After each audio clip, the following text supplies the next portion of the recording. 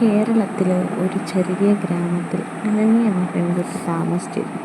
അവൾക്ക് ഒരു പ്രത്യേക സ്വഭാവമുണ്ടായിരുന്നു. എല്ലാറ്റിനെയും കുറിച്ച് ചോദ്യം ചോദിക്കണമായിരുന്നു. ആകാശം എന്തുകൊണ്ട് നീല?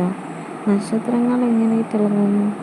മരങ്ങൾ എന്തുകൊണ്ട് സംസാരിക്കാറില്ല? ഗ്രാമത്തിലെ ആളുകൾ പലപ്പോഴും പറഞ്ഞു, അനന്യ ഇത്രയും ചോദ്യം ചോദിക്കണ്ട.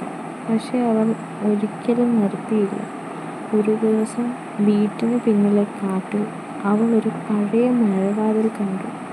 അതിനു ചുറ്റും മതിലൊന്നുമില്ല, വെറും ഒരു വാതിൽ മാത്രം. അവൾ അങ്ങോട്ടും ഇങ്ങോട്ടും പരിധി നോക്കി. ഒന്നും കാണുന്നുമില്ല. പിന്നെയും അവൾ നോക്കി. അവൾ അതിൻ്റെ മുന്നിൽ നിൽക്കെ, ഇതിവിടെ എങ്ങനെ വന്നത്? വാതിലിന് മുകളിൽ ഒരു ചെറിയ കുറിപ്പുണ്ടായിരുന്നു.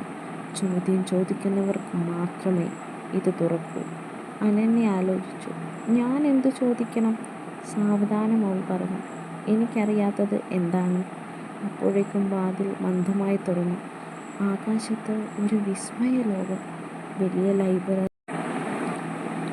ലൈബ്രറി. അവൾ ഇന്ന് വരെ കണ്ടിട്ടില്ലാത്ത ഒരു കാഴ്ച തന്നെയാണ് അവിടെ കണ്ടത്. അകത്തൊരു വിസ്മയ ലോകം.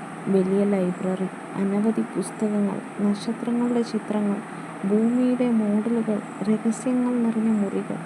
ഒരു ശബ്ദം മൃദുലമായി പറഞ്ഞു, കൗതുകമുള്ളവർക്ക് മാത്രമാണ് ലോകം തുറന്നു കിട്ടുന്നത്.